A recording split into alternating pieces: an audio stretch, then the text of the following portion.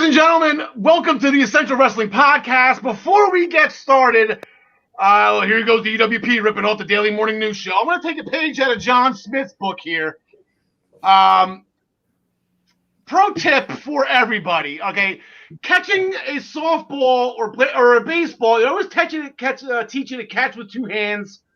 You have to be careful because if you catch a line drive with your dominant hand, with your throwing hand, that's what happens. Okay, so pro tip, be careful doing that because this leads to a lot bigger and worse things. Now, I am right-handed. This is my right hand. I do everything with my right hand.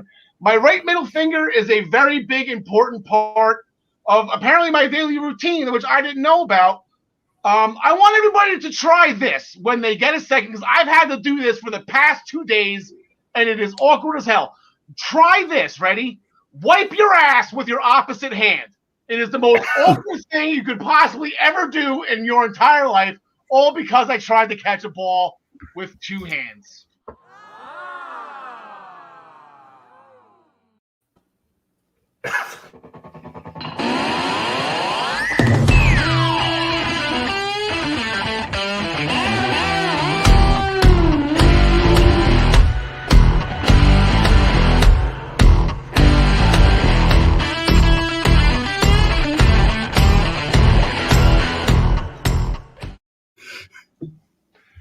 Anybody ever tried that before? My whole body cracked when I went to the left. It was really awkward. Anyway, welcome to the Essential Wrestling Podcast. Let's get to the reason why we're here. First things first, we already got our first comment in. Paradox Rob, welcome to the Paradox. Thank you for greetings from the Paradox. Welcome to the Essential Wrestling Podcast, Rod. Or Paradox Pod. I thought it was Rod. Excuse me. Thank you for joining our show. Definitely hit me up. Maybe we can check you out at some point, too, if the pod actually stands for podcast. With us, as always, we have our band of merry men with us. Below me is our first ever pro wrestling pickup champion, the living legend, John DeConnie. John, how are things today, pal? Good. Good evening to you all. Good to be back.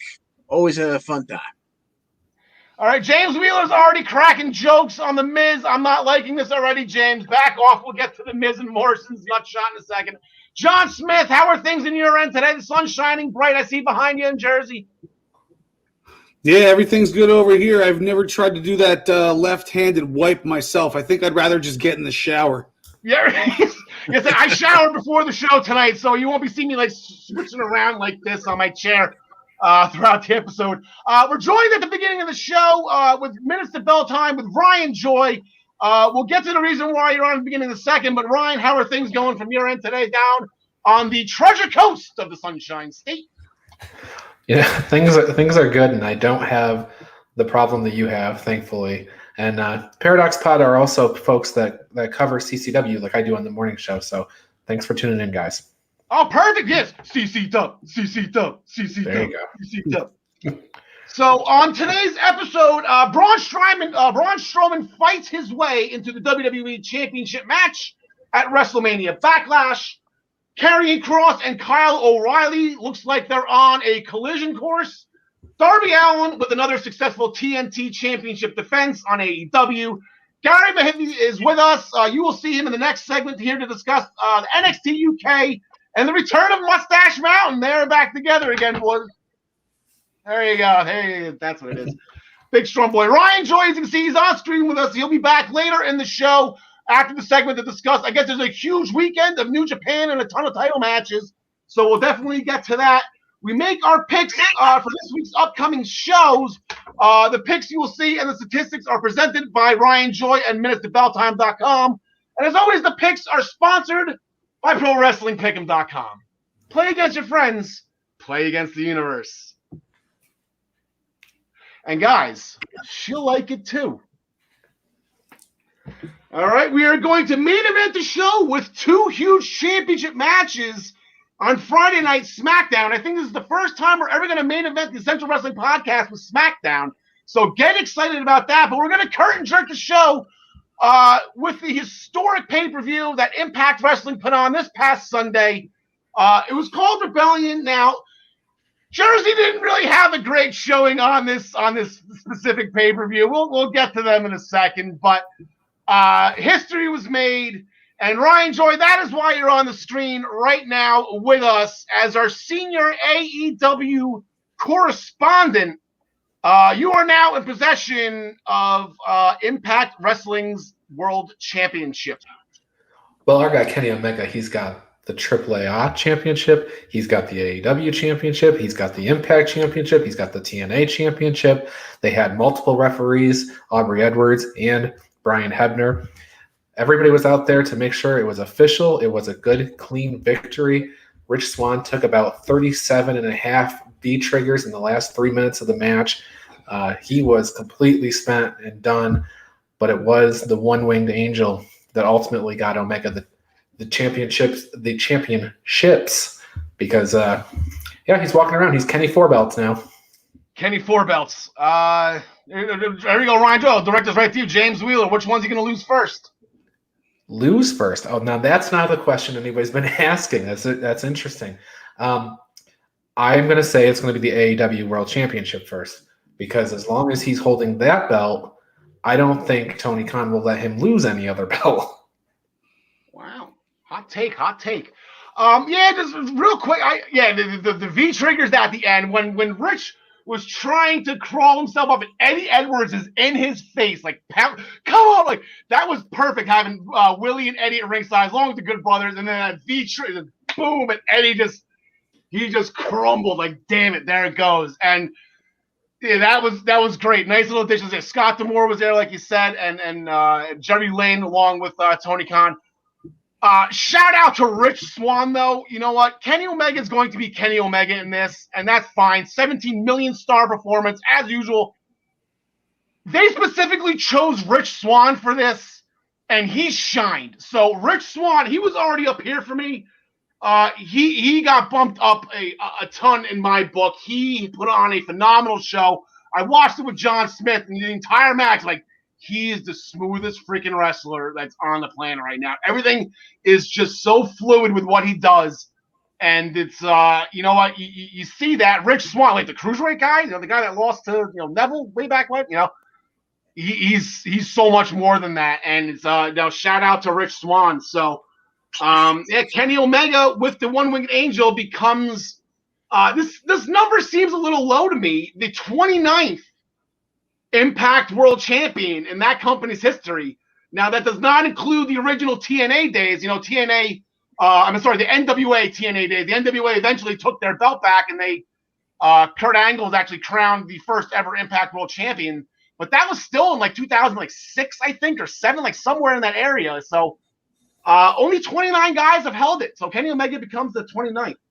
So going back, we got 2 more comments. People chiming in. Kenny Omega, and here we go. Anyone misses Impact Wrestling being called TNA? I still call it that.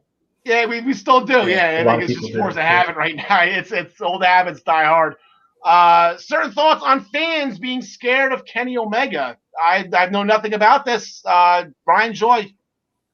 Well, I don't know what he's referring to, but I could see a situation where fans might be afraid that Kenny Omega will just continue to collect all these belts and and they'll put too much emphasis on him, and everybody else will take sort of a major back seat. I don't think that's going to happen, though. I think this is going to be good for wrestling overall. Yeah, I think so too, and I'm definitely not scared of Kenny Omega because he's going to put me over in a huge way. We're going to have a 20-minute match. It's going to be 10 stars. He's going to make me look great. So no, I'm not scared of Kenny Omega at all. Bring it, Kenny. Winnipeg, wrestling capital of the world. Did you know that? That's what I've heard. John DeConnie, the Knockouts Championship was also on the line. This was the one match that Jersey got it done. I said it in my little prediction from last week. The only wrench that could have happened in this was Sue Young, and she didn't show up. So Deanna got it done. Tennille almost had it, though. It was... Yeah, Tennille made a good showing. They almost went 10 minutes. It was back and forth. You had your normal build where Deanna didn't control the whole match, but in the end it was a Queen's Gambit, which I have a problem with, but it was the crotch pile driver, as you like to refer to. No longer the Cosa Nostra, the Queen's Gambit for the win, And then afterwards, Deanna, Kimberly, and Susan immediately went on to just beat the holy hell out of Tenille for a couple of minutes. And Taylor Wilde reemerged, made the save, cleared the ring. And I guess we see, not that there was much of a choice, but we see where Deanna is headed next. Yeah, like I said, Tenille, you saw when, the match started, Tenille told Caleb, all right, like, get down. Like, I need to be serious right now. Like, she took this 100% serious. And if you watched, Emma back, especially in NXT, when she was running around with Dana Brooke, like, Tenille Dashwood can go with the best of them. She had a takeover match with Asuka, I believe, over in London. The takeover London, that was absolutely incredible. So great match with Wolf. I'm proud of the great job of the Knockouts division. Again, they just continue to shine. John Smith, Impact had their chance to get the tag titles back home, and there they go ripping off Raw. Yeah, ripping off Raw with the schoolboy roll up. No, with the small package. The match itself was good, but I don't understand what they're doing with now they have no tag team titles, they have no world title, they have no other world title that was only a title for like 2 minutes. I mean, what are we doing with FinJuice? Are they going back to Japan with those belts again? Are we gonna just have Josh Alexander be our main champion on Impact moving forward? I don't see what they're doing here. I thought it was a lock for the Good Brothers to win this match. I believe somebody threw out a bold prediction for Thursday that they will lose to Chris Sabin and James Storm. So to be continued, there's nothing announced for this Thursday on Impact. And I'm an idiot, so here I am thinking like I'm this genius, came up with this huge thing for FinJuice to win, and then just drop them next time. NXT just did that with the Cruiserweight title, so here I am thinking I'm coming up with this original idea, and Hunter did it about 2 weeks ago. And that's where I got it from subconsciously. But yeah, no, I got him. I just don't think they were trying to give it back to the Good Brothers. They finished that now. Whoever they fight on Thursday or the next time, the Good Brothers are going to get involved, cost FinJuice the tag titles, and then we're going to have new champs going forward that way. That's how I'm looking at it. John DeConnie, the show kickstarted with John Smith, the top-ranking male champion in the company right now. Yeah, and I hope you didn't blink. I mean, this match went almost 11 minutes, but there was really no respite. There was, they did not take it easy. Yeah, let's please bring Samoa Joe back. I'm sorry. In terms of this X Division title match, it was everything you want out of the X Division. It was Josh Alexander, it was TJP, it was Ace Austin flying all over the place. TJP locking guys up in submissions and whatnot. Each man hit their finish. We got a Mamba Splash, we got the fold, we got divine intervention, and each guy was not kicked out of. Each time somebody had to break up the pin. So we got 3 false finishes at least, and then it went on to TJP taking out Madman Fulton on the outside. That left Ace alone with Josh Alexander, who hit divine intervention a second time on Ace to get the 1-2-3 and new champion. Yeah, and then it's in the X Division Championship. That was the one title from the old NWA when it started in 2002. The X Division Championship, that's the one that stayed. And then Josh Alexander just joined the long list. He's number 47. He's the 47th. Samoa Joe on that list. If you look at that list of X Division champions, there are some names on that list. AJ Styles, Samoa Joe, Christopher Daniels, Kurt Angle. The list. They said the list goes on and on. It's 47 of them. In a match that was right after that, there was an 8-man tag team match. Violent by Design. They defeated the team of Eddie Edwards, Willie Mack, James Storm, and Chris Sabin. Some guy named W. Morrissey out of nowhere shows up and gets the job done, substitutes in for Eric Young. Eric Young, I guess this is the point where he got his surgery. He sat this one out. He was at on a chair at the top of the stage directing traffic. And yeah, Big Cass, real quick. Ryan Joy, are you happy to see Big Cass? Man, he's the realest guy in the room, right? There you go. You can't teach that, John Smith. Yeah. I love seeing him back. He's got like an intensity about him. He reminds me of like what Drew McIntyre did. He left WWE I mean, he didn't spend nearly as much time in WWE as Drew did, but he left. He like kind of found himself. He cleaned up his look. He got bigger. He lost that little muffin top he had going around the sides, and he looks like he's on a mission. Yeah, John the Connie, happy as he can. Yeah, he did some sit-ups while he was gone.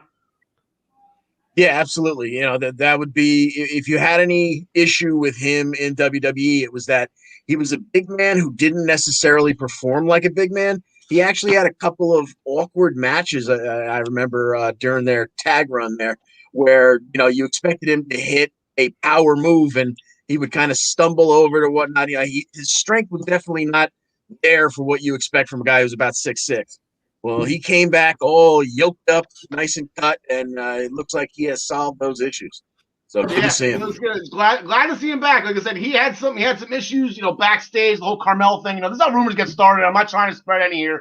Just going by what I heard. You know, him and Karl, he just never took the breakup, I guess, well with Carmella. But happy to be back. You know, that was years ago. He's a different guy then than he is now, and you know, hopefully he stays in Violent by Design. That's great. In another match where Jersey lost their titles, Ryan Joy. How did Rachel Ellering do for you? What was your question? How did what? How did Rachel Ellering do for you? Oh man, Rachel Ellering, great. I mean, so it wasn't a surprise. You know, we were thinking for a couple of weeks that we were going to get a surprise partner for Jordan, but they announced it on Thursday before that it was going to be Rachel Ellering. Tasha Steelz took a real nasty bump during this match when she got thrown over the top. She hit that apron really hard. But ultimately, Rachel Ellering used what I can only best describe, and John DeConnie will agree with me, as a fisherman's power bomb for the pinfall victory. Yeah, she got them up like the perfect plex, and then she flipped them over to land on her back. Right. Yeah, that was innovative. I'll give it that. And the second ever knockout, well, not ever, but number 2 in this iteration. Yeah, and that's right. Number 11 overall. There was 9 before this. You know, that 400-day reign of Eric Young and somebody. That was the last. ODB, right? It took them 400 days to realize Eric Young was a man. John Smith, Long Island exploded. Tyler's head exploded during this match. That's why he's not here right now. I know you picked Matt Cardona, but I believe that you're trying to find some kind of loophole in the scoring system here. Well, if I had known he was going to get hurt, then I wouldn't have picked him. So that match doesn't count. All right. That's stricken off my record. And not to mention, the ref threw up the X. So right then, the match was called off. It was a no contest. Brian Myers continued after the X was called up. He hit him with the roster cut, got the pin, so it went from Brian Myers. And then in the last man standing match, Trey Miguel got the win. Played a little funny, Trey Miguel. He put the stairs on him, but there's the back of the stairs was open, got under the ring, and then he ended up hitting a flying cutter through a table that kept down for 10. So that was fun. So we're gonna real quick before we bring up the standings.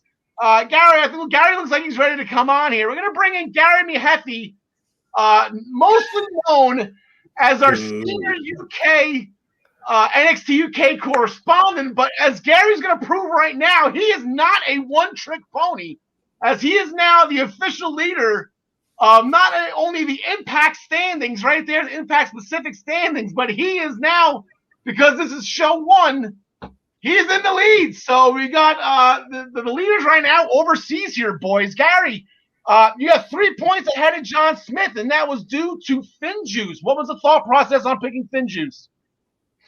I just had a feeling in my water, as to say it. Just with them coming across, I'm a big fan of them both, and just thought that this would be how it would go. But as I say, I've popped up the top quicker than Matt Cardona's kneecap, and I'm just thinking, I'm here to stay. I've shown Jordan Devlin how Irish people should climb the ladder to success, and finally we've got one over on John Smith. So thank you very much. Hey, but this is just we're going to end the exact same way that Santos and Devlin ended, with me on top. Hey, if it ends with you on top, big boy, that's okay. But it's like, no, that's whatever floats your boat. But right, I'm there to stay. We're going to give you 3 guys a break. We're going to keep Gary on for NXT UK. Our winner, first place right here. I forgot to put up the Rebellion graph. Oh, well, there we go. We'll put it up for the UK. Gary, officially top of the evening for you. How's everything going overseas there in beautiful Belfast, Ireland, Northern Ireland? It's going better now. We had a slight worry when I hadn't turned up a little while beforehand. It was one of those days, and I fell asleep watching repeat series of The Big Bang Theory of all things. But yes, it's all good. Life's good. Yeah, great show. But how do you feel, Gary? We got Mustache Mountain back. We kind of figured a couple times that, and maybe it's still coming, that Trent's going to turn on him. But right now they fought a united front. They beat Noam Dar and Shaw Samuels. That was the little feud going with the A-Kids Heritage Cup. Heritage Cup trophy. I guess that's now next for Tyler. Maybe that's where they just move on from there. And I guess the next Supernova sessions will decide where Noam's going. Yeah, I mean, as you say, we still do think down the line it'll end up possibly that Trent Seven will turn on him. But I think it's one of those things. Unlike if this was Raw, probably next week they would split at the start of the show and then feud in the main event. Whereas this, I think, will be a slow build thing. But it was great to see them back. A good clean win over Shaw Samuels and Noam Dar. It has to be said. Obviously, I've now become Noam Dar's second biggest fan behind you, and but it's been great to see. What they've done with them. But to have Mustache Mountain back, I've seen them live. I've watched them perform live. Just immense. They are absolutely brilliant. I'm becoming more of a fan of Trent Seven. I wasn't for a long time, but every time I see him more and more, I become more of a fan. Yeah, I am as well. Is that Trent didn't win me over in the beginning, but he has been recently, especially teaming with Tyler. I didn't say maybe the tag matches are better for him because he completely won me over in the Heritage Cup tournament. The whole thing. I'm not going to bring that up again because I say it every time we mention Trent Seven.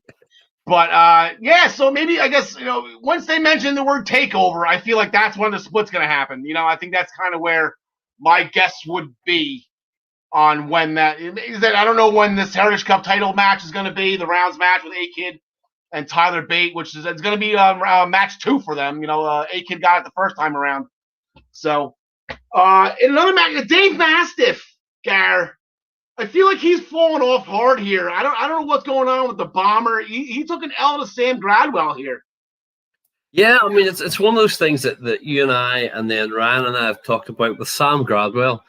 Has kind of was hanging about from a few years ago when they did the original UK tournament, and then has kind of proved himself this time. Now that he's come back from his injury, has proved himself, and as you say, it seems to unfortunately be Big Dave's role at the minute is to kind of put people over when they're coming up, and that's okay. It's some people's job, but again, I think that it'll end up there'll be a storyline to it, and whether it means that Mastiff goes heel at some point because he gets frustrated with losing so many matches. But it's been great to see them give Sam Gradwell a bit of steam and a good, again, decisive victory and coming out looking strong. He's been looking strong the last couple of months. He's really proved himself. I think he was kind of on the line of going, okay, you're here, prove yourself or else jog on. And he has really stepped up and has proved his worth to the brand. Yeah, I'll agree with that 100%. You forgot about him because he was injured. I believe he was that entire time he was out with an AC or some kind of knee issue. And they brought him back and he was losing. And the match with Dragunov was great. And I think that maybe that was like, okay, we can do something now. Now you can with the Bomber put you over. Now we'll go with it. And then maybe so I think you got to do something with Bomber Dave Mastiff because he's just kind of in no man's land right now.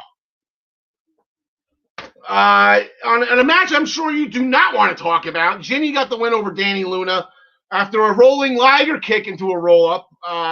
Joseph Connors had a small distraction to help with that cause. And then they went to Jinny got her after. Jinny was being a B that she is. And then here comes Morgan and Andrews. Yeah, speaking of falling asleep during match, no, I'm only joking. No, I mean, actually, as you said, the good thing is that they gave the win, and actually at the end, when you had Flash Morgan Andrews or Flash Morgan Webster, pardon me, and Mark Andrews when they came out, because they had built that stuff up with Danny Luna after a few weeks with them, you went, okay, that makes sense. And actually, for me as a fan, I watched it and went, oh, there's 3 of them, but there's only 2 on the other side. Are they going to have a 6-man? If they're going to have a 6-man, who's the other man? Who do they? And then you start to fantasy book in your head and think who might come in and what might happen. And the set might be a few weeks down the line. They might do some combinations before they get to it. But again, as I say, it was good, and it was a good, clean victory. They are putting some emphasis behind Jenny still. They're keeping her in the mix as far as the women's side of things going. So it's been effective in that way. Yeah, it'd be interesting. 2 names came to mind. One was actually Sam Gradwell, because we were just talking about it. I know he came to mind. I think, that'd be a fun little, he's a dirtbag just as much as Connors and Ginny is. And then, who was the other? Maybe Kenny Williams, if he wins that match. Now, like I said, I'll bring it up right now. Amir Jordan wants Kenny Williams again. I guess Kenny Williams said he'll do it, but it has to be a no disqualification, loser leaves NXT UK type match. So, it took Jordan a quick second, but he eventually agreed to it. So now maybe if Kenny Williams survives that, maybe he can go. That'll give Kenny something to do. But yeah, this isn't going to happen next week. So at least I don't think it is. I think they have 3 matches booked, and that's not one of them. So maybe 2 weeks. They really didn't put a date on this yet, Garen, unless you know otherwise. No, haven't heard that. It was actually because I was surprised when all of a sudden it was like, oh yes, like loser leaves town, loser leaves NXT type, NXT UK match. And then I actually wondered whether Amir Jordan needed to have surgery on his shoulder or something. I don't know what the thinking is behind it. But as you say, the fact is they've built this up as a grudge match, and you did feel sympathy for Amir Jordan. You go, okay, you should get your hands on this scumbag again, character. Let's get him. So it'll be, again, you kind of one of those matches when it does happen that you think, okay, I'm interested to see what happens. So they've built it up, as they've tended to do with everything. They build it up really well. Yeah, so we're definitely going to be talking about that in the next upcoming weeks. I'm going to need your help with Teal Man. We've seen once or twice. We've covered. He actually knows that this is going to be match 2 or 3 for him. So he's just fresh here. Right. Then there's Rohan Raja. He described himself 6'1", British-born, Australian-raised, Canadian-trained. I think that was a nice little exclamation point on the end of that. He's going to be making his debut next week, and he called out Teal Man. So we got 2 pretty much kind of unknowns here. Any insight on these guys? I've never heard of Rohan Raja before. I mentioned it a few months ago that he'd signed. He's the ex. He was in the Desi Hit Squad and Impact. They signed him from, it was him. He was it? Let me find his name. Yeah, Gursinder Singh in the Desi Hit Squad. He's one half of that. And I was waiting for him to debut, and I was actually surprised when I heard he was against Teal Man, because obviously if he's coming in new and you think, oh, here's the new wrestler, let's give him the big win. Yeah. But he's against Teal Man, who's only just come in, and you think he's going to get wins as well. Yeah. So actually, even though they're both new, again, if you're watching as a fan, you watch it and go, well, who's going to win? Because they both should win, or what's going to happen? So it's really interesting. And both of them, again, as you say, there was so much information on him. He was from here, there, and everywhere that you almost think, I thought he was going to come in as a heel at first, but now I'm not sure kind of how he'll be presented. So it's one of those matches that you are intrigued to see what to do with him. So. Yeah, I was just saying, you got a winner in that one. I said the match is this Thursday afternoon. It's Thursday night by you, but I guess. Yeah. Rohan Raja. That sounds like Rohit Raju, so I'll go with him, I guess. Yeah, because I would assume him. There's part of me thinks Teal Man, but I would say that they'll give Rohan Raja that bit of a go and see how he goes. Well, considering Desi Hit Squad, that was Rohit Raju as well, right? Wasn't he the other half of that? So, yeah, I'm going to go with Rohan all the day long. We'll go, yeah. He's friends with Rohit. He's friends with me. How about that? We'll do that. The show opened, huge match, Joe Coffey and Eddie Dennis. Eddie Dennis, once again, just shows, you look at him and you prejudge him, and I'll say it's kind of unfair, but Eddie can go, Eddie Dennis. He didn't get the win. The best of the bells. I love that name. The clothesline got him. then the bleep show started, Gar, and then that's what's going to lead us into this match. We got this upcoming Thursday. It's a six-man tag with we got Gallus there on the right against Eddie Dennis, along with his guys T-Bone, and Primate. So Gallus, don't let that record fool you. They've been victorious on many occasions in years past. This is just their first time together in 2021. So who do you got in this one, Gar? I'm going to controversially say that I'm going to go with Eddie Dennis in the Hunt. Okay. And as much as I am a big supporter of the Gallus boys on top, I was just looking at and I do think, actually, as you said, you kind of have a tendency to prejudge Eddie Dennis when you see him, and I think he's much better actually in multi-man matches. He comes across even better. Yeah.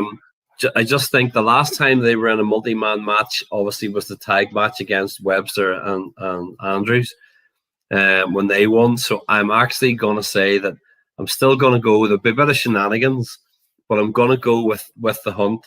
But it will still end up down the line with Gallus being pushed towards the top of the card again. But I'm going to go for the Hunt, taking it for now. All right, I'll agree with you on that one. Eddie Dennis is a smart guy. He's a thinking man's heel. He'll find a way to win this. Whether it's like a shoe on the with something, from the outside while Primate or T-Bone's in the ring. But the one thing we got to point out here, and I like the fact that you actually closed this by saying Gallus is going to win this in the end, because Joe Coffey had that passing with Rampage Brown in the hallway, and he's like, "Yeah, dude, Walter's tough. I know, I've been there. Don't worry about it. Great showing. By the way, you still owe me a rematch." And Rampage was like, "Sure thing, pal, whatever." So they're going to get at it again at some point. And then the last match that I want to talk about, because I'm actually really excited for this. Effie Valkyrie, she had her video package.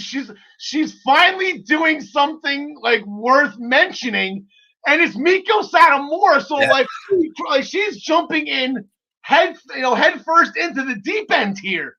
Like, this is like, she's not screwing around. So this is a huge match. The Satomura, she's only lost the one time that Kaylee Ray got to put over the champ. She's not there to become champ. She's there to teach and learn and whatnot. But like, is this now her job? She's gonna put everybody over, or is Effie Valkyrie? She gonna stuff it like? What are we gonna do here? I know, because for Aoife, she's been unbeaten, obviously, and they keep putting, every time you see in commentary and you have Nigel saying all this about how long she's been unbeaten and what she's done and all this sort of stuff. And when I saw it was against Satomura, I had two initial thoughts. As you say, the first thought was, "Oh, is this Satomura's role now?" As you say, she's going to put everybody over. Yeah.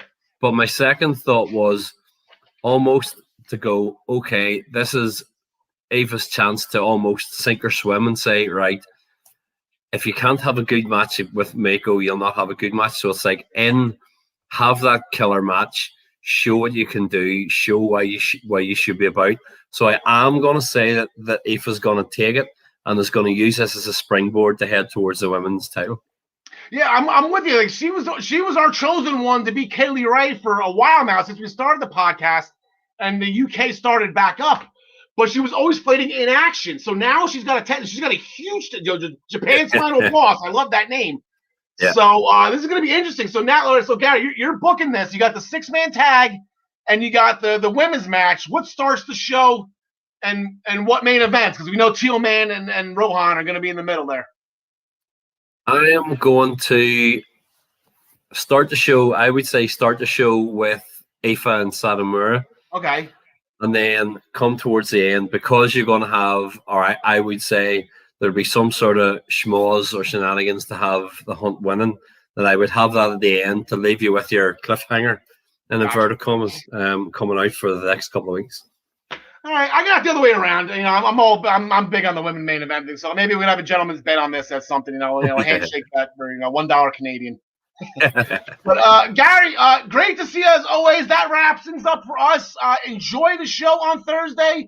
Enjoy your time. There's no pay-per-views this weekend. Enjoy your time in first place of the Essential Wrestling Podcast pool. Everybody, please go to ProWrestlingPick'em.com. We got to bring Gary back down to earth here. So, Gary, have a great night. Enjoy the rest of your evening. See you later, sir. All right, so we're going to take off Gary. We're going to bring back in John Smith and John DeConti. And we're going to switch gears to Monday Night Raw from last night.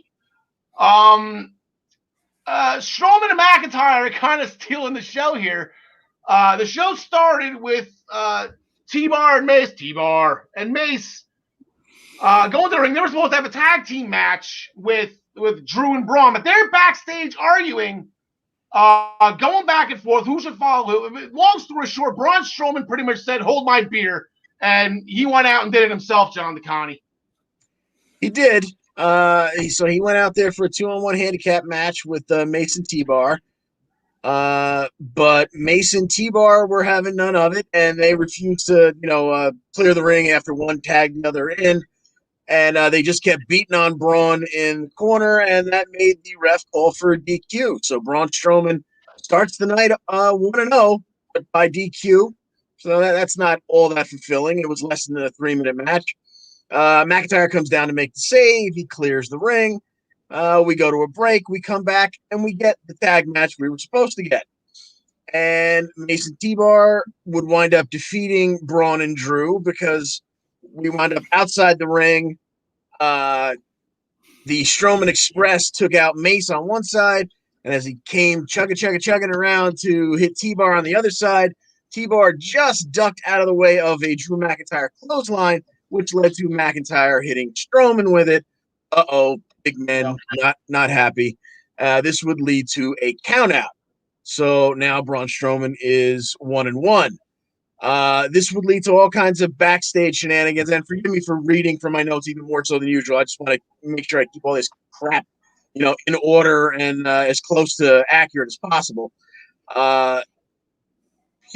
Braun went into Pierce's office. He wanted a match with Drew. Drew wanted a match with Braun. Braun then went into Pierce's office and said, we had no choo-choo train. No, but we did have odds on calling for, we need a bigger boat. I'm not sure how that works out with a choo-choo train, but anywho.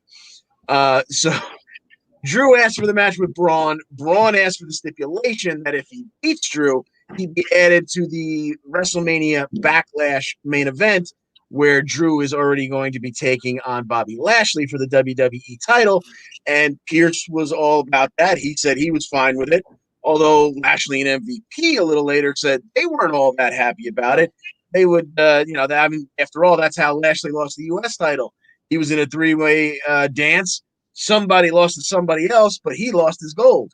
So he's not real happy about that. So we get to the end of the night. Braun Strowman and Drew McIntyre. Again, if Strowman wins, he's added to the main event at Backlash. About 2 minutes in, Lashley comes out. Him and MVP make their way to ringside. So this whole show was a train wreck as far as I'm concerned, but especially this main event, because it's very clear that Lashley does not want Braun Strowman to win this match. He wants a one-on-one match for his title. Yes. But for the last 2 weeks, we've seen Mace and T-Bar, wink, wink, nudge, nudge. They're not in the Hurt Business, but they seem to be helping Bobby and MVP out.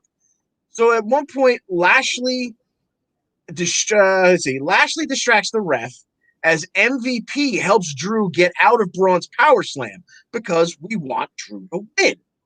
But then Mace and T-Bar show up, distract Drew when he's setting up for a Claymore, and he walks right into the power slam. Braun wins, and I don't understand why.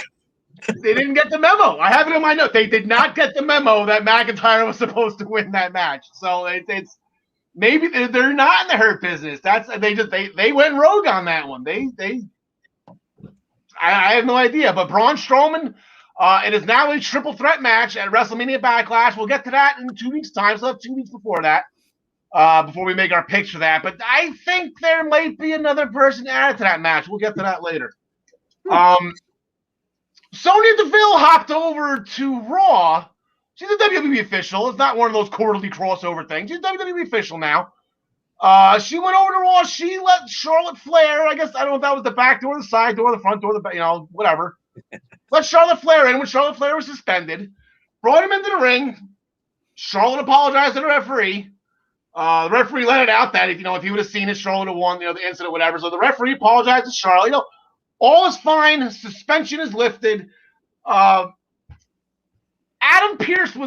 Pierce was not happy about that at all. Sony did not fill him in. Now, is this the way that we get Jersey's most vicious woman back in the ring, John Licani? Is this how she's not an official, and we finally get Sonya back into the ring? I really hope that that's where this headed, because I did not like this whole segment.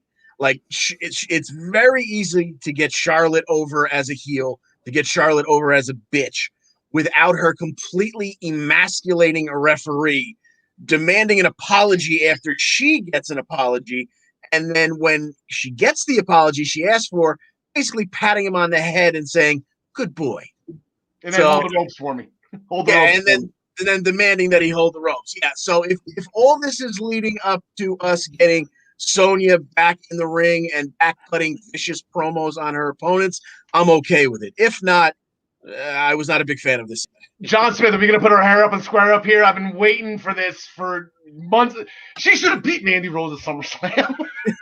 Yeah, I don't think they're going to rush it though. I think they're going to give her time with this role before she ends up back in the ring. I think it's going to be, a bigger angle, something to get her from out of the office and into the ring again. Like I said, well, she lost a match. That loser has to leave WWE. So somebody.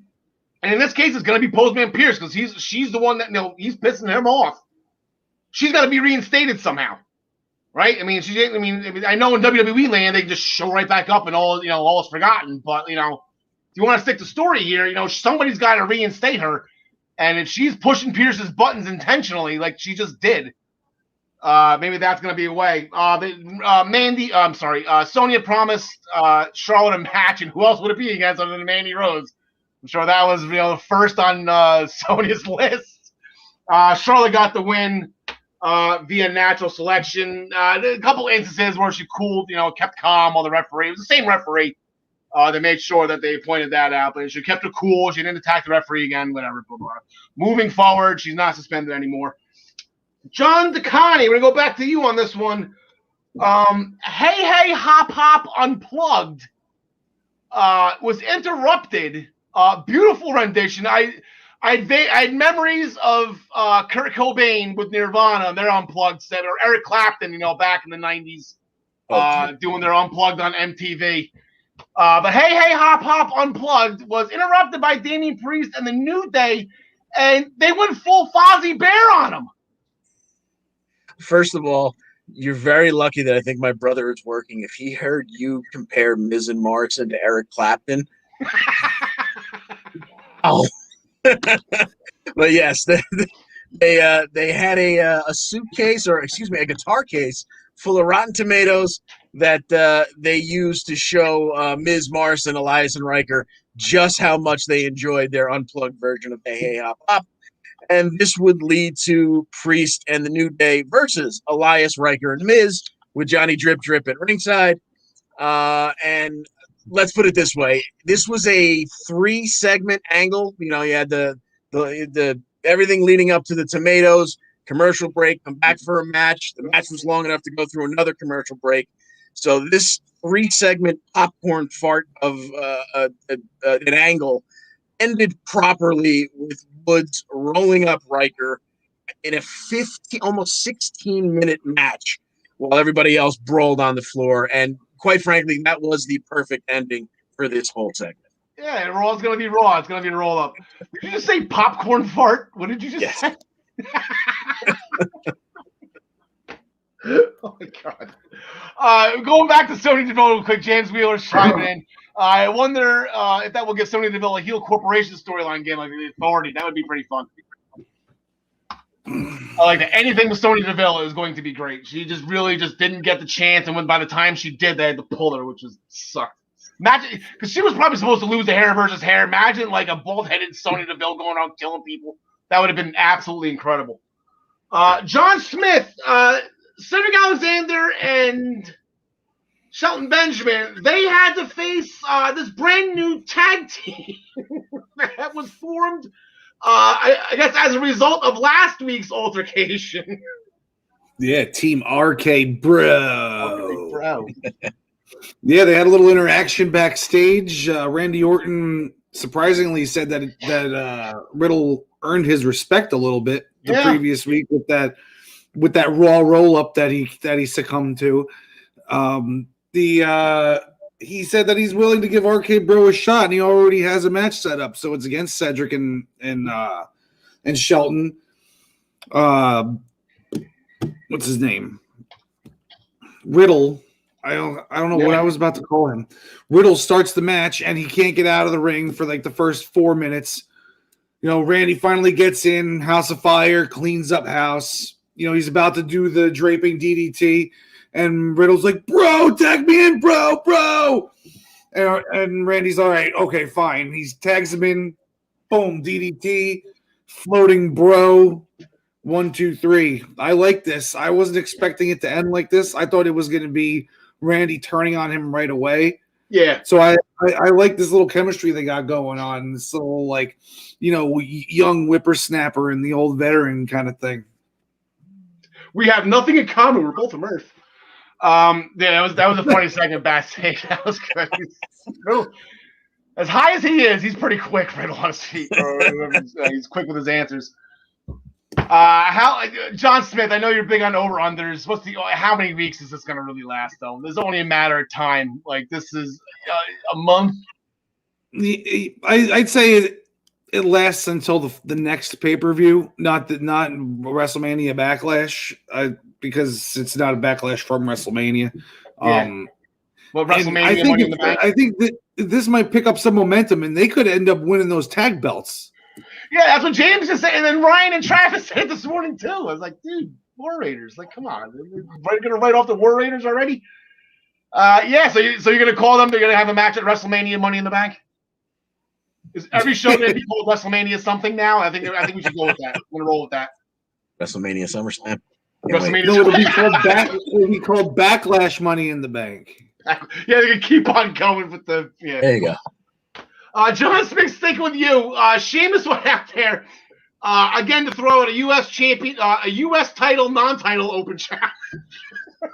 Yeah, he's still calling it a U.S. title open challenge, but the belt's not on the line. And here comes Humberto Carrillo. He got embarrassed last week. Here's another guy that I didn't say it back in pre-production. Every minute he spent off TV, he's been in the gym. He looks absolutely incredible. John said, I guess he got the over. My question for you is this right now? We're looking at the PWI feud of the year, Sheamus and Humberto Carrillo. Probably not.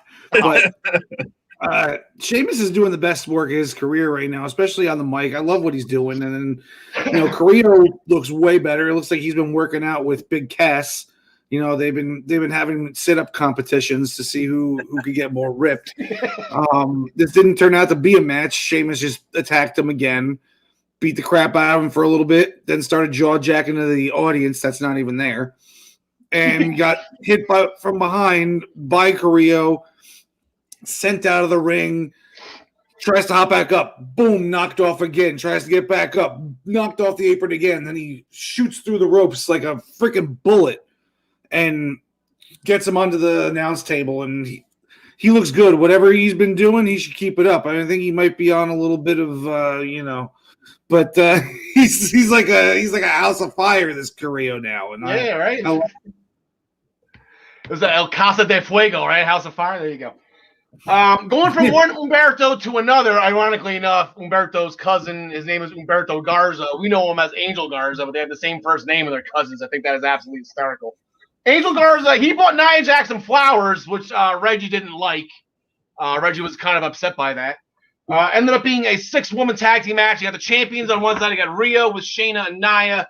They defeated Asuka, Naomi, and Lana.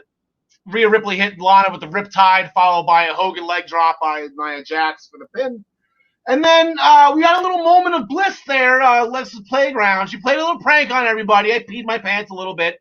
That scared me. I had a hard time sleeping last night, so that one got me. But she's saying she's probably gonna, the women better watch out. So I think little Miss Bliss might be trying to get back in the ring, and that's going to be fun because, you know, the next draft is probably not until – the draft is usually when? Like October? So we still have about 5 months, and that's the Raw's women's division is pretty stacked right now, especially if Becker's comes back. You know, SmackDown only has the 3. They got Sasha, Bianca, and Bayley, and that's it. And then everybody else is on Raw. No disrespect to Natalya, but everybody's on Raw. So I think that'd be a nice little addition. If she has a feud with Charlotte, or if she has a feud with whoever, Rhea, you know, that'd be fun.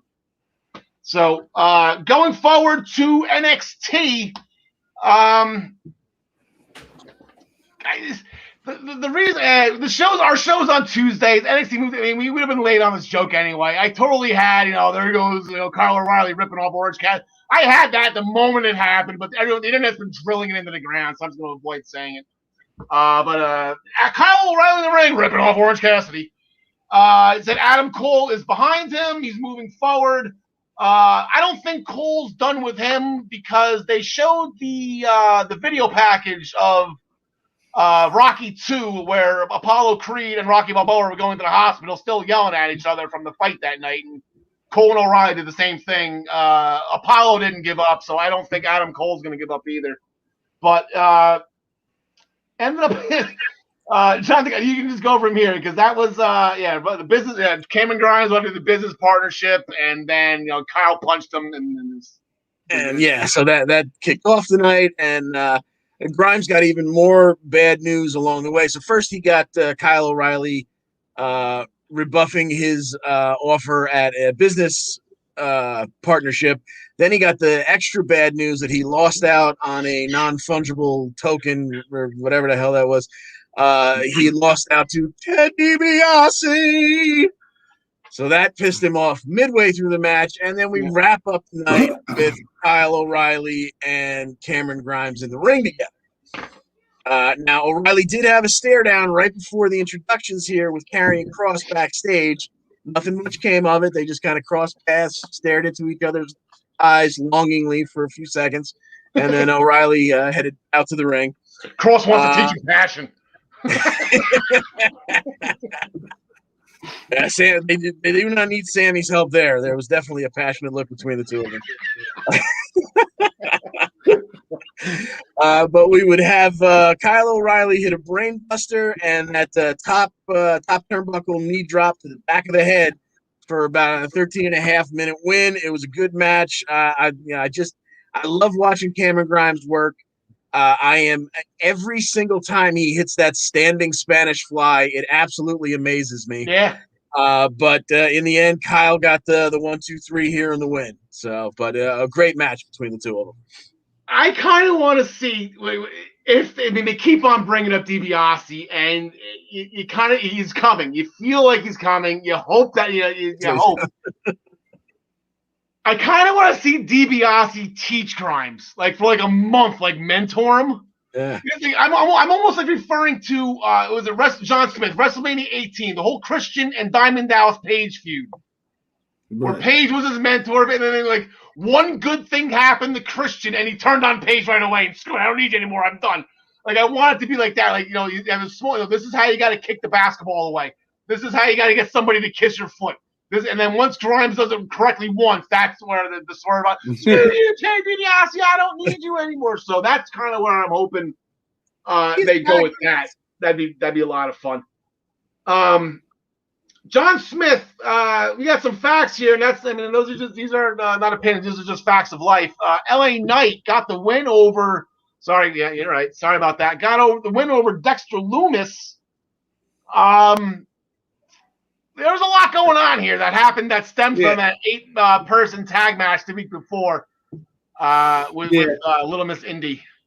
Yeah, the victory wasn't really the story of the match there. It was more about Indy Hartwell in the audience, or not in the audience, but on the other side of the glass. You know, Lumis gets knocked out of the ring at some point during the match, and he looks and he sees her, and they got the glass between them, so they both start shuffling. And they start shuffling away, so the glass isn't there anymore. Then she trips and falls. She stands back up, and they're looking at each other, and then he gets hit from behind by Knight.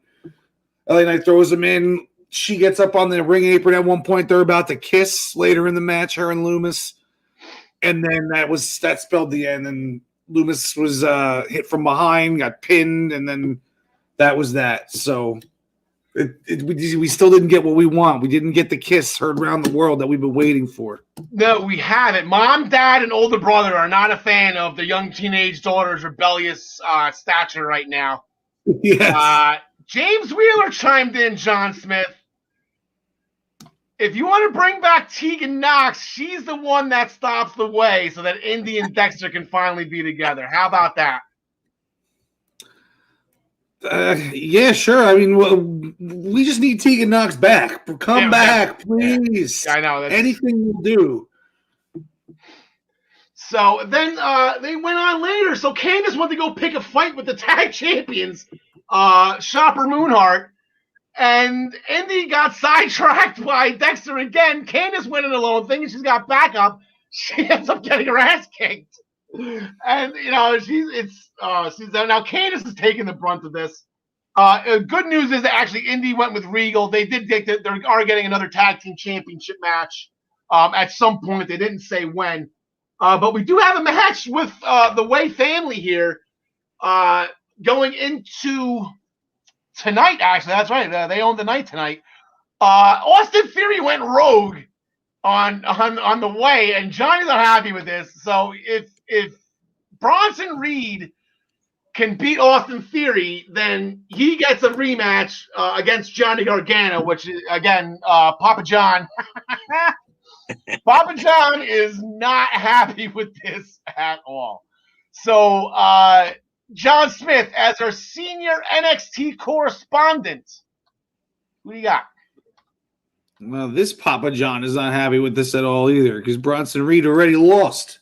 He had his shot, but I got Bronson Reed winning it. Hopefully he doesn't take that title home, though. John DeConnie. I'm going to say that Gargano is, every time somebody goes to Regal, he flips out. What do you mean you're talking to Regal? Why are you talking to Regal? Yeah. I'm hoping he's so invested in making sure that Theory does not lose this match, because he's clearly not very confident in it. If you paid attention to what he had to say last week. I'm hoping there's some kind of skullduggery involved. He gets involved somehow and make sure Theory takes down Bronson Reed. So I'm going to go with Austin Theory. All right, I'm going to go Bronson Reed as well. I like that. Johnny's got his hand. He's going to have his hands deep in this. I think the ref's going to toss him, though. I think he's going to get involved too early, too soon, too much, and the ref's going to – you're out. But at least I guess it opens the door for Candice to help. Maybe she can get involved as well. So, I think this has got Tsunami. I can't even remember how Barrett pronounces it. Tsunami Splash. Tsunami. So we got our debut last week. Good call by John Smith. Zoe Stark was Sarray Bacho Luck's first opponent. I was corrected a couple of weeks ago. I made a joke. The EO of Phantasma. Apparently Ryan Joy corrected me with EO. It means the sun. So I guess Sarray is going to be the warrior of the Iho, is her name, I guess, in Spanish going forward. So is the warrior of the Iho, Sarray. She got the win over Zoe Stark with a Saito suplex. Real quick question for the both of you. Sarray and Zoe Storm, John Smith, future NXT TakeOver Women's Championship match. In like 3 years. 2 years, 3 years. Zoe Stark versus Sarray? No. Now? John DeConnie? No, that will not be an NXT Championship match. No. Okay. John DeConnie? Before John is usually dead on when it comes to the thinking in NXT, so I'll side with him. But it's certainly possible, and I think it would be a lot sooner than 3 years. Also. Yeah, I think 3 years is a long shot. Maybe like 2. Yeah, I think Sarray is going to be in the title picture within the year. Zoe, I think, Zoe's got a problem because Tony Stark. I did it again. Tony Storm. Tony Storm jumped Zoe. Tony's still not happy about the loss she took to Zoe Stark on the TakeOver pre-show. So that's going to be going forward. So nice that those, Tony's got a nice little feud. Zoe Stark's involved now. She's not in action anymore. So good for her. I say Martinez, that mostly I say that match isn't going to happen as a championship match because I think Zoe Stark's going to get called up pretty quickly. Okay. I think Vince is going to really like her and he's going to call her up, and I don't think Triple H has any plans to put that strap on her anytime soon. So he's just going to say, "Okay, you can have her." You know. He said it funny. Yeah, I like it. Strap on. Gladiators music. Mercedes Martinez promo trying to throw a wrench in Raquel's and Dakota's friendship, which we all know. You know, this is Shawn Michaels and Diesel, 1995. It's going to happen eventually. I don't think it's going to happen soon though. But she's going to take out Dakota first, and then Raquel will be all hers. I don't think. I know. Mercedes, I don't think the breakup's going to happen on its own. But I guess in the meantime, they got the match. So tonight we're going to have Dakota Kai going against Mercedes Martinez. Mercedes, like I said, he wants to take her out, and then Raquel will be all hers for the taking. So, John DeConnie, you going to give Dakota a shot here? She's got a shot, but I think Mercedes takes this. I think it's just, and hey, why not let this be where Tegan shows back up and takes out Dakota? There you go. John Smith.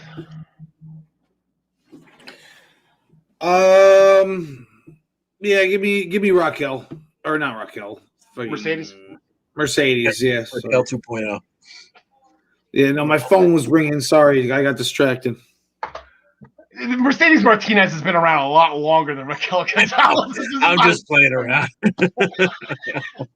I get On the joke, Earth, but yeah, not in NXT. Mercedes, she's like a 20-year vet, and she's got a hell of a story. Like, she had to raise 3 kids on her own. She wrestled part-time, and she had a real giant. She has an amazing story. If anyone ever dives deep into it. Speaking of NXT Women's Champions, former champions, Io Shirai sat down with Beth Phoenix. Gonna take a break and then get a potential rematch with Raquel. And then this vicious animal that was drooling and she was ready to attack Io Shirai, this rabid dog. It was I don't know if it was a pit bull or a German. I don't know what kind of dog this is.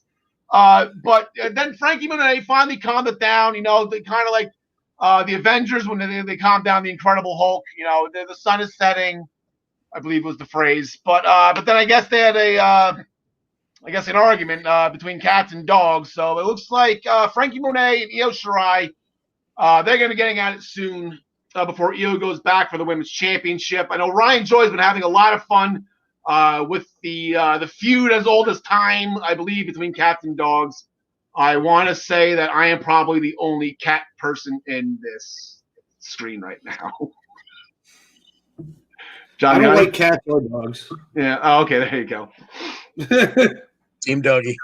Yeah. Well, yeah, me. I know Alf likes cats, but he likes them for the wrong reasons. So that's really. I'm on Team Doggy. Okay. No. Let's just get that straight. Zongo's tribute to Gary Mehaffy before their match with Grizzled Young Veterans was absolutely incredible. Grizzled Young Veterans, they got the win over Zongo after a ticket to Mayhem. Imperium defeated Everrise, John Smith.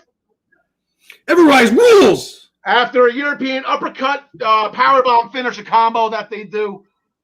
Dane tried to confront Alexander Wolf during the match, but Maverick wanted to fight. He was the little barking dog in that one that had to be held back. It seems like Wolf and Dane still they're going to try to talk things out. Former Sanity members before I guess they eventually get at it.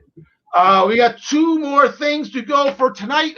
First things first, Adam Cole will be there. He's got an interview. Like I said, I don't think he's done with Kyle O'Reilly yet. The Rocky 2 just this will be the second time that Hunter's ripped off Rocky.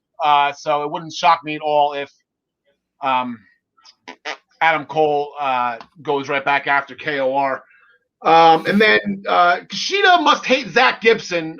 He's actually going no shoes as Cruiserweight champion. He's going like UFC style. So he had an open challenge. I thought it was only fair. I got this through an open challenge. I'm going to repay it by here. And here comes Oney Lorcan, and huge smile on my face. That match was incredible. We won't go into too much detail about it because actually what came out of it, Legato's not done. Santos Escobar's not done. He wants his Cruiserweight Championship back. As we know, Joaquin and Raul, they have a thing going with MSK. So there's going to be a 6-man tag team match tonight, John Smith. So who do you got in this, and what did you think of Kushida's first title defense?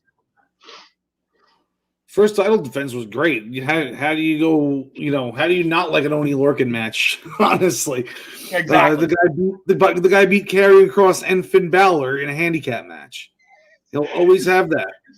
What's more impressive, Chris Jericho beating The Rock and Austin in consecutive matches, or Oni Lorcan defeating Finn Balor and Karrion Kross in the same match? I got to go with Oni, considering his status compared to the other two. Yeah, there you go. It's Oni. Correct answer. Who do you got in the 6-man? I got Legado winning this one.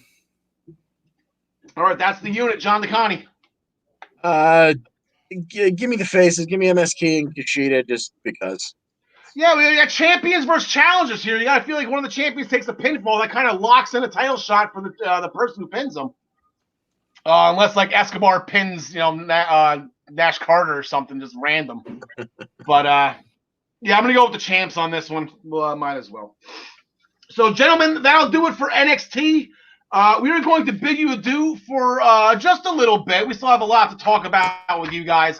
We're going to bring in Ryan Joy from MinutesToBellTime.com.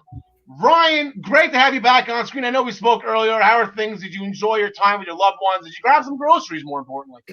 Some water. I have to hydrate and make sure I'm good to go for the whole show here. Yeah, I don't know if you've been noticing or not. I've been drinking from a bottle tonight. I completely forgot. I've been off for 2 weeks. I'm going to leave. I'm going to owe producer Joe some push-ups here.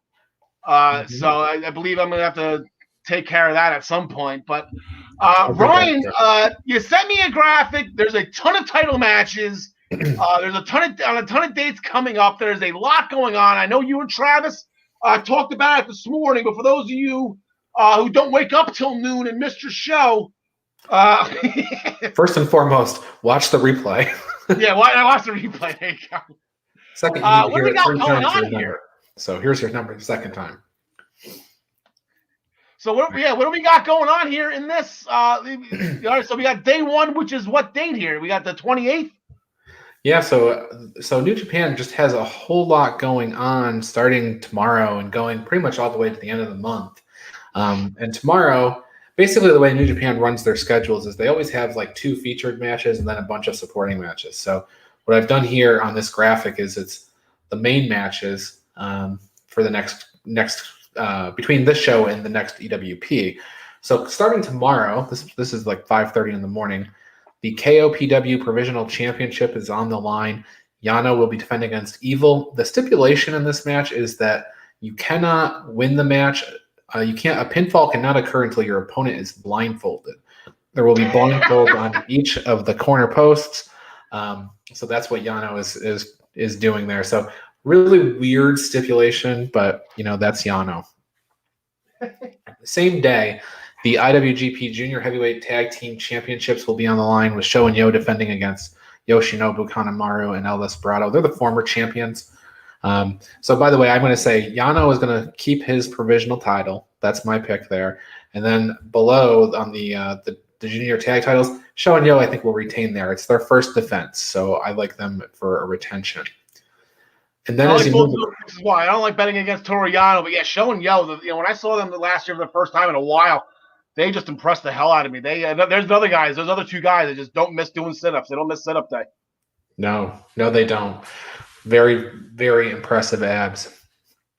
Which, speaking of which, on Thursday, the 29th, there's basically 2 featured tag matches. Now, there's no titles on the line here, but Kota Ibushi is the former IWGP champion. He just lost it to Will Ospreay. This is the only match, which is notable, only match that he's going to wrestle for like 6 weeks. So he's nursing some injuries and stuff and trying to battle back. But he will team with Tanahashi, his partner, and they'll face Jeff Cobb and Aaron Hanare, who is the newest member of the Empire.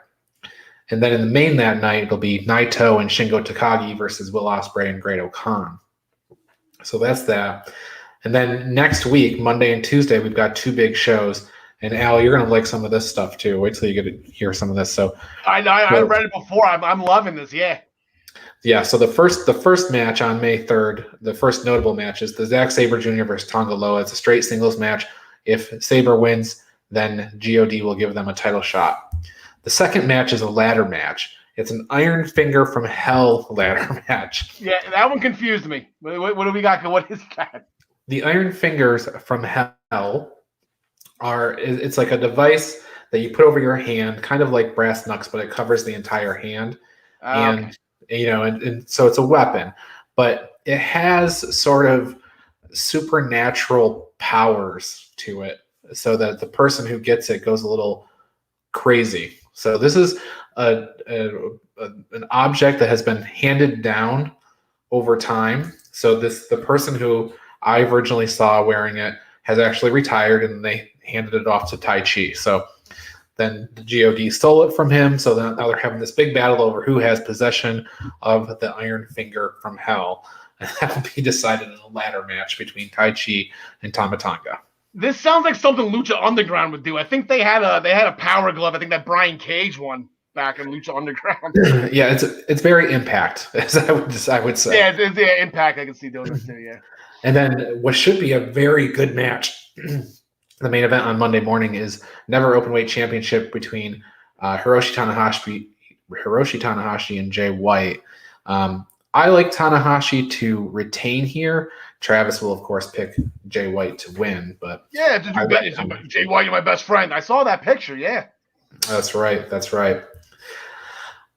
Travis met Jay White over WrestleMania weekend, and then the big show, May 4th. That's Tuesday. This time next week, but in the morning. You have the Junior Heavyweight Championship is going to be decided. El Desperado defending against Yo. And then the main event will be Will Ospreay's first defense of the IWGP World Championship Butterfly Belt against Shingo Takagi. These guys have a rich history of great matches, and this one should be no different. They meet up in the G1. They've met up in the Best of the Super Juniors tournament. I think they probably even met in the G1. This should be a great match, and I will pick Will Ospreay to win because it's his first defense. But the real story here is end of the month, we have a Tokyo Dome show, and Will Ospreay or Shingo, whoever is the champion going in, is facing Okada in that Tokyo Dome. So that's a real big match at the end of the month, assuming Tokyo comes out of lockdown, because right now New Japan canceled 3 shows next week that were supposed to be in Tokyo at Corkin Hall because Tokyo is currently under lockdown. So hopefully that we get past that and we can have our Tokyo Dome show and all will be right with the world. Yeah, sounds good. And it's a New Japan. I just wish I get up pretty early, but I don't know how. I know it's tough. You're a very committed man, and that's why we love you, and that's why we have you on for this segment. I know Travis is that committed as well. But then again, Travis probably isn't staying up to 11 o'clock to watch Raw on Monday nights either. So, like, I guess, you pick and choose the federations that you want to watch. Like I said, I love the New Japan. Like I said, LIJ's got a match. I saw Naito's name along with Takagi. So, there's enough great wrestling where nobody has to watch something they don't like. Exactly. Pick what you like. If you don't like it, turn it off. Love it. If you don't like it, turn it off. That's it. Go. So we're going to bring back in John Smith and John DeConnie. Let's get these guys up here real quick. We got the ticker going. We got to get the nameplates off. So we have All Elite Wrestling. They had 2 huge championship matches last Wednesday night. They own that night now. Did you know, Ryan? I know you're not a big NHL guy, Ryan. Did you know that the National Hockey League signed a huge television contract with Turner Sports? I covered on the Daily Wrestling News show that NBC did not sign that contract, but I did not cover who did sign that contract. So that'll be on tomorrow's show. Yeah, all right. John DeConnie will be hosting with me alongside. All right, well there you go. Just make sure not only you're gonna see the NHL on the Mouse's network, you're gonna see him on Billionaire Ted's too. So, Ryan, speaking of Billionaire Ted and his network and TNT. Darby Allin, the current TNT champion, another impressive, successful title defense against a very worthy challenger. That a lot of you, I'll give you guys. Jungle Boy's great. I'm a little shocked that you guys gave him as much of a chance to win as. Well, I will say there was 4 of us on the show last week. All of us went around. All of us picked Darby Allin to win. Yeah. But we all said, but we wouldn't be surprised if Jungle Boy did. So we all picked Darby correctly. But, it's like we said last week, though. Darby had this Falls Count Anywhere hardcore match 2 weeks ago. This was a completely different match. It was a wrestling match. And Jungle Boy, to his credit, he had Darby dead to rights a couple of times. He had him in the snare trap a couple of times. Darby managed to get out, and eventually Darby Allin uses for one of his signature moves when he's not using the coffin drop. He uses the Last Supper. Mm-hmm. The Last Supper is a roll-up for all intents and purposes, and it is a signature move for him. So he's taken roll-up as a word back, and he's using it against us. But that really wasn't the end. So Darby got his win with the Last Supper, but then out comes Scorpio Sky. Out comes Ethan Page. Out comes Lance Archer, Sting, everybody in the world. So we had a huge brawl. I don't know what's going on with the Sting and Lance Archer thing, and Jake the Snake Roberts. Who knows what's going on there? But a lot of commotion at the end of Dynamite. And this week we have another match.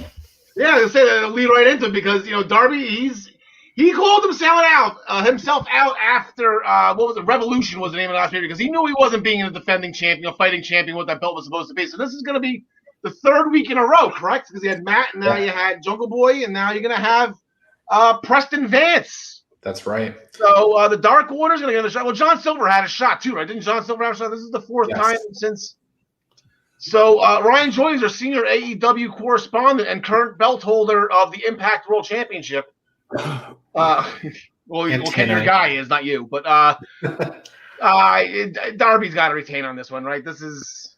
Yeah, I don't think it'd be nice to see Preston Vance getting a good showing here, but Darby Allin's going to win this match. All right, John Smith. Yeah, I'm sure he will have a good showing, but this one's pretty obvious. John DeConnie. Yes, I believe that Darby will retain, although I wouldn't mind seeing Vance get really, really close after maybe -1 hits Darby Allin with a kendo stick. There you go.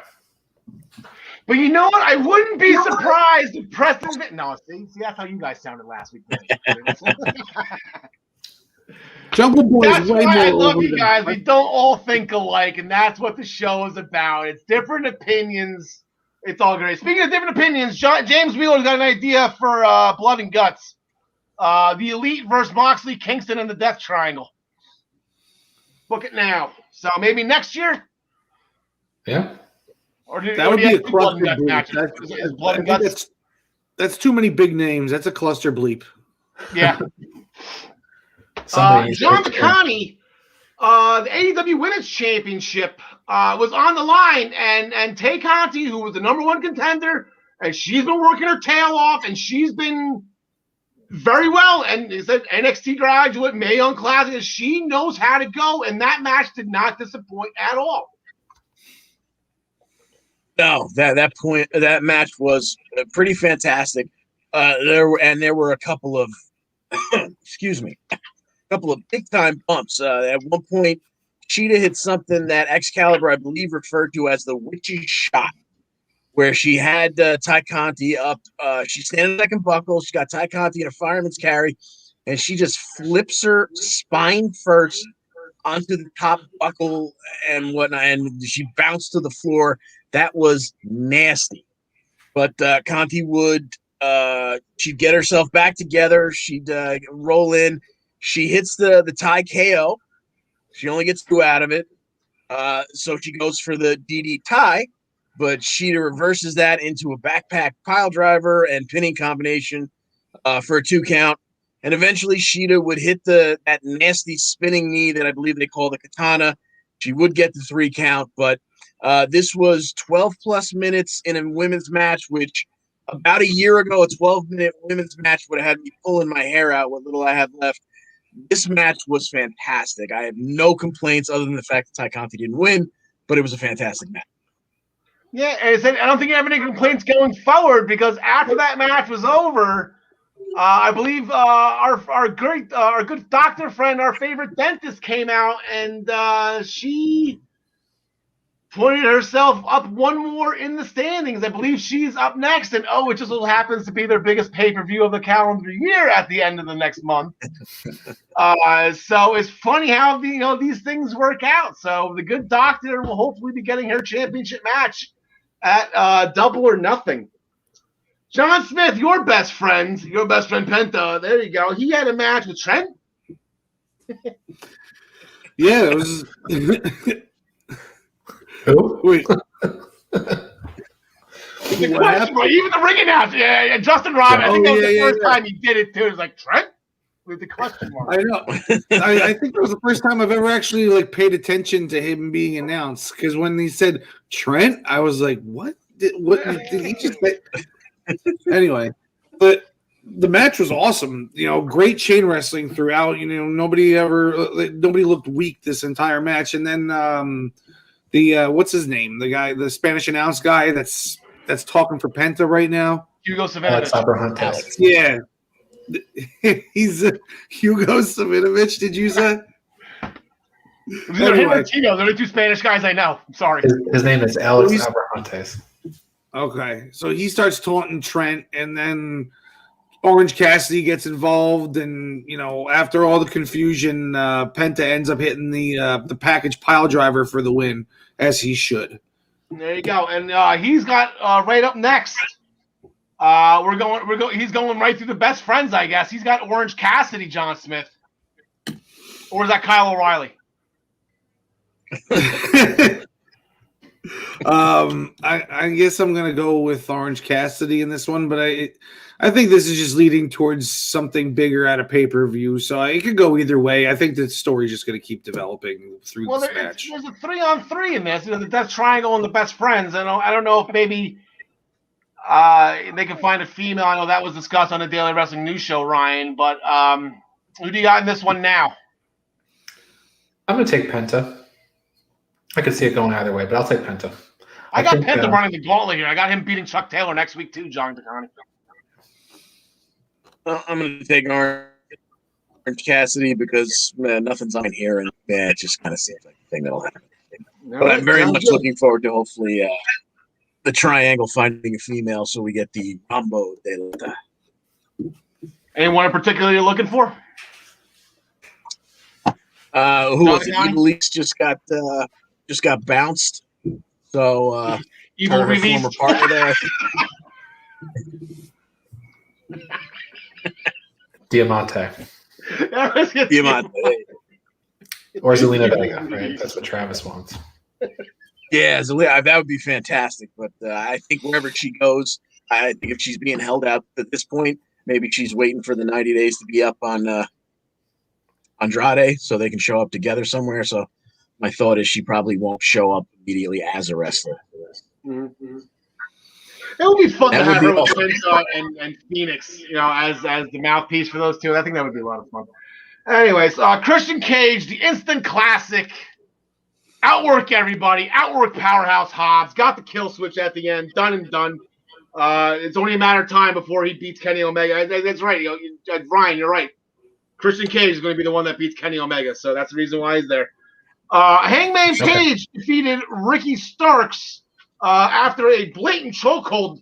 I channeled Bobby Heenan. That was a blatant chokehold monsoon. There was a Heenan or Ventura on that one. Page and Cage tomorrow. I guess I do. I have the graphic on. So we got Hangman Page and Brian Cage. Ryan, you talked about this morning, and I'll agree with you on this one. A lot of these matches, they've been a little one-sided lately, the booking on AEW. I haven't really appreciated it as much as you guys do. This one's a tough call, but it seems like Page is going to the moon, but Brian Cage, he's jacked. So where do we go with this one here, Ryan? I'm picking Adam Page because he's 8-0, and I don't think he's going to lose any matches until he faces Kenny Omega and eventually takes that championship away.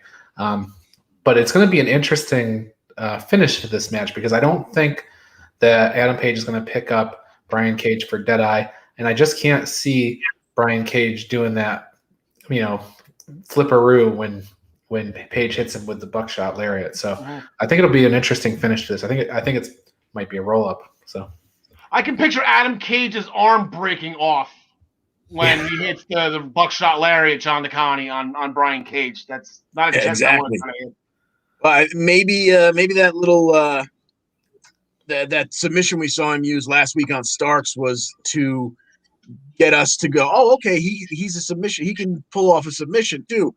Maybe that's what happens in this match too, because I think in any other company, this probably is a no contest. There's probably some kind of schmaz ending where the Dark Order and Team Taz are out here, but because it's AEW, that's just not legal. So I think Hangman Page takes it. I'm not quite sure how. If I had to guess, maybe that submission again, he locks in.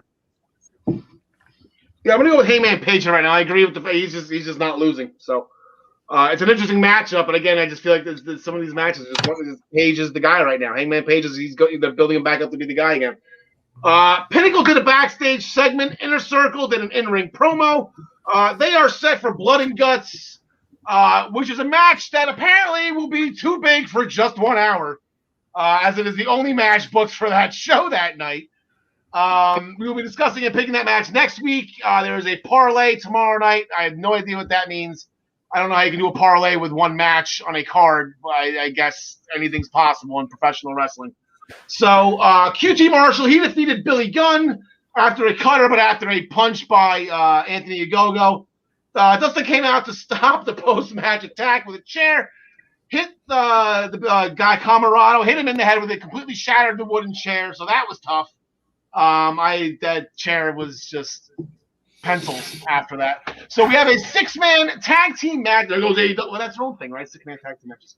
AEW is a 6-man tag team match tonight. We have the Nightmare Family represented by Dustin Rhodes, Lee Johnson, and I'm missing somebody. Oh, Dustin. Billy Gunn. Oh, yeah, Banner. Come on, Billy. How did I forget Billy Gunn? Yeah, Billy. Going against the Factory, which is QT Marshall, Camarado, and Han Solo's son, Aaron. There you go. Ryan Joy, who do you like? Well, the Factory got the win last week, so I'll give it to the family this week. All right, John Smith. Hey, I get to give you a pick on this match. Cool. I didn't get to the last one. Yeah, I don't care. It's Hangman Page or Brian Cage. Well, I was going to say that the Page thing has the Raw roll-up written all over it. I was going to just agree with you, Ryan. That's why in this one, I got the heels in this one because they're a new faction, and I think they need to stay strong looking, and they can win however they want to win. It's just I think they got to keep winning for now. Anthony Ogogo, I think that'll be the wrench in the plans here for the Nightmare Family. He's going to be at ringside. He was a factor last week. He knocked out Billy Gunn, and now maybe he does it again, John DeConnie? Yeah, I think that's probably the way this goes. Give me the heels. All right. Miro, he did a video package, blatantly put, he wants gold, so he's calling out all champions. I think Darby is in trouble at Double or Nothing. He hasn't heard from Kip, but Kip will be at ringside as his beautiful bride, Penelope Ford, faces AEW's resident alien, Chris Statlander, John Smith. What do you got on this one? Statlander. This is her first match back, right? I think so. 2 Second. or 3. She's had a bunch on Dark too. So There you go. Her first night on Dynamite. Yeah. She's not going to lose anytime soon. I don't think so. Yeah. And she was on fire before she got injured, John DeConnie. True. Yeah. I think Statlander is definitely headed up the rankings. So give me the alien. Now, if history serves me correctly, Ryan, so there's the best friends with Kip and Sabre. That's one part of this. I believe Statlander was supposed to get the title shot that when she got hurt, Penelope Ford filled in for and shined, by the way. yes. I remember that match very, very vividly. That match was incredible. Up until the Ty Conti match, I thought that was the greatest women's championship match in that company's short history. But there's a lot behind this match. Yeah, there is. There's a lot of history they're paying off here with what you just mentioned. Also, Chris Statlander beat Amber Nova on Dynamite a few weeks ago. Oh yeah, that's right. Forgot about it. Well, she forgot about us, so we forgot about her. It's fair. So Chris Statlander is going to win this match for sure. But the point you made earlier about Miro, I think Darby may want to watch his 6, but also I like the idea of Jon Moxley, him going after Jon Moxley for that U.S. title that he's carrying around from New Japan. That could be a fun little crossover. All right, so Russo. Oh, I would like to see Rusev. Oh my God, Rusev versus Minoru Suzuki. Yes. Jade Cargill doesn't need a manager, so with that, she's looking for a manager. Yeah. She's her own boss, but she'll listen to offers, I guess. And that was the main point. The Young Bucks are having a tag team eliminator tournament against the Seidel's. I guess this is a bulk up thing. Kenny Omega's done numerous championship eliminator matches where it's a non-title match. If you get pinned, then you give the person a championship match. If that person does not win, then they are completely out of the title picture. So, John Smith, you're going to give the Seidel brothers against the Buck brothers. Is there baby oil on the ropes? What's Good that? question. There always is. Baby oil or not, I got the Bucks winning this one. Still taking shots at Matt. Okay, all right. Some things because great moments die hard, right, John DeConnie? Yes, indeed. Yeah, give me the Bucks here. I don't know why they keep calling these things eliminators, but the Bucks win this non-title match. Because if the Seidels lose, they are eliminated from that title's contention. They're done. They're not allowed to challenge for them. Never again. Not during this title reign. Okay.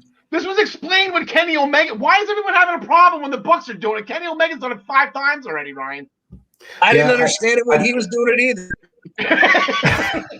Well, I think it made more sense in the Omega situation because the Omega situation, there was an eliminator tournament, and like he was defending against Joey Janela, who couldn't appear in the tournament, and other things. That's what they're calling a match against the non-title match against the champion from now on. That's what it's going to be called. And then if you lose, you are eliminated from defending for that champion. No, it makes complete sense. Now, John Smith made a point about the baby oil. Now, this is actually important because Nakazawa's in that little faction with Kenny Omega. So, It could come along again. But the Bucks are going to win this match for sure. Oh, yeah, 100%, yeah. Just a long way to get all the way back to Jeremy Max Buck. So we're going to main event the show. It's not curtains. We're going to main event the show for the first time ever. We're going to lay the smacketh down in the main event with 2 huge championship matches. Before we get there, just a quick little rundown. The Mysterios got the win over the Alpha Academy with a 619, followed by a frog splash by Rey Mysterio on Chad Gable. And that pretty much positions them. I want to say they are now the number 1 contenders for Rude and Ziggler. I know the Street Profits, they lost likely. They were beefing at Ziggy and Rude. But I think it's the Mysterios' time now. They got that match. The Street Profits lost last week. So I would say look for the Mysterios to get the next shot. Bianca Belair has Bayley at Backlash. Start saying that 5 times fast. In 2 weeks. So we'll cross that bridge when we get there. Brian Joy, you wanted to make sure you rewatched Tamina and Nia Jax to report on this momentous occasion where the crowd seems to be extremely behind Tamina as of late. Shout out Ben Sherman. Now, the minutes to bell time rating system has been suspended during the COVID, but if it was active, we would not be rating this match because it was so short. But 2.5 minutes. At one point, Tamina reaches through the ropes and just barely taps Shayna Baszler on the back, and Shayna falls on the ground, and then she gets up and she blames Reggie for this big affair, and then Nia's like she gets distracted, and then Tamina hits her with a super kick, rolls her up for the win, and things continue. There you go. Yeah, there you go. Summed up beautifully. Aleister Black is back. Yes! So he read us chapter 1 of his favorite bedtime story, I guess. He called everybody something bad. None of this matters. Aleister Black is back. Buddy Murphy is also on SmackDown. Can we please go back to our monthly Aleister Black and Buddy Murphy matches. Please.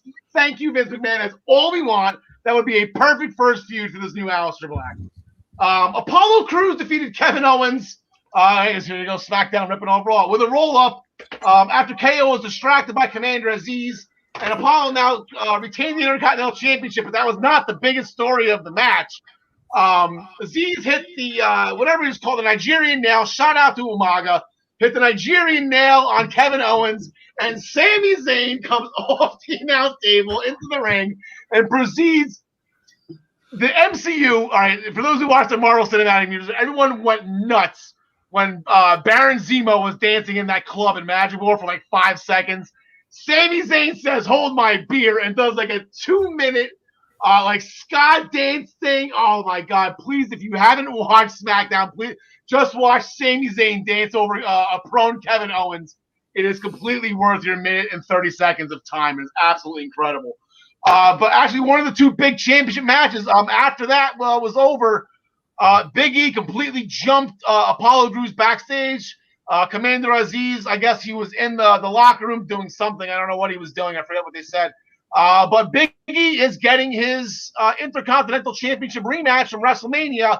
It is not a Nigerian drum match. This will be a straight-up wrestling match where Big E is, I believe, 4 of those 6 wins are against Apollo Crews. So John Smith, as we all know, it's tough to beat a team 5 times in the same season. But it's a new season. That's the kicker here. It is a new season. Yes, it is. So who do you got in this one? I think this is finally going to be the period on the end of their long feud, and Apollo's going to take it with the help of, what's his name? Aziz? Commander Aziz. Word. All right. John DeConnie. Yeah, give me Apollo here to retain, and then Big E can, I don't know, be off TV for a couple weeks and then maybe find his way into the main event picture. All right, Ryan. Yep, Apollo Crews wins. It's a protected finish, the Nigerian nail or something like that he gets hit with, so that he can lose the Intercontinental Championship match and move on to something a little higher. Okay, all right. I'm completely in agreement with that. The show started, John DeConnie. Seth Rollins blamed the rain delay for his loss at WrestleMania, and you know what? You laugh at that. Talk to a Major League Baseball pitcher after a rain delay. They don't like it either. So you know what? Seth Rollins has a little bit of validation here that his game was thrown off a little bit by the rain on night 1 of WrestleMania. So Cesaro was in the ring. Rollins came out. Then here comes Jey Uso. Rollins, I guess, is kind of a Star Wars fan. He took Jey Uso. All right, listen.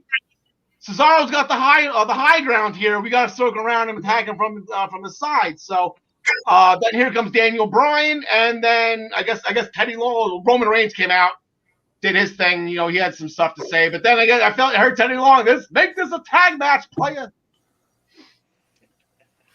Yeah, Roman Reigns came out, called them both losers, and they went to commercial break. And when we came back, they apparently had all 4 people, Seth, Jay, Daniel Bryan, and Cesaro, had been brawling through the break. Little Nate gets just enough control over the situation to separate them real quick and start the actual tag match. It goes through a second commercial break where right at the end there, so Rollins finds himself in a sharpshooter.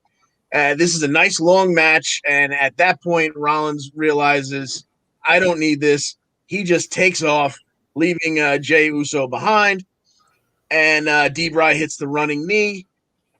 About a 19-minute match. Cesaro and Daniel Bryan get the win.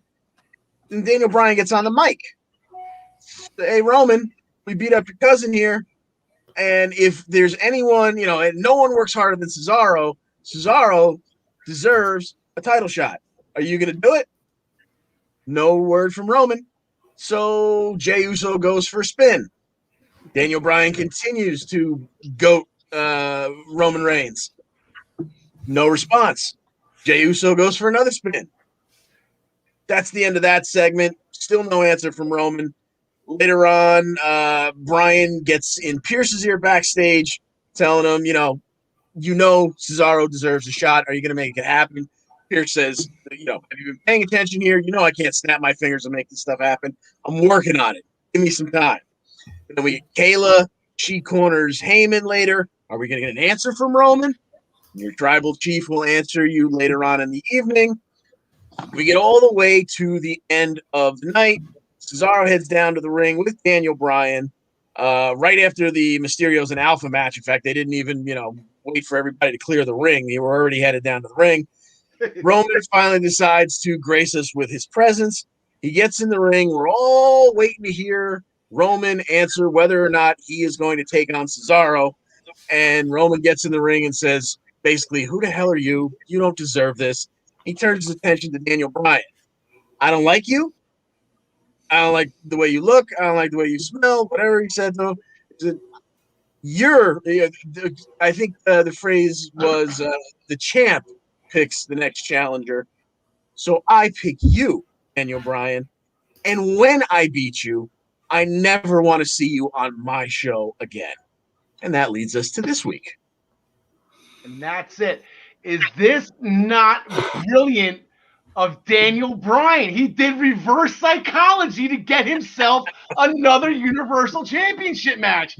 And that's what the big main event of this week, Friday Night SmackDown.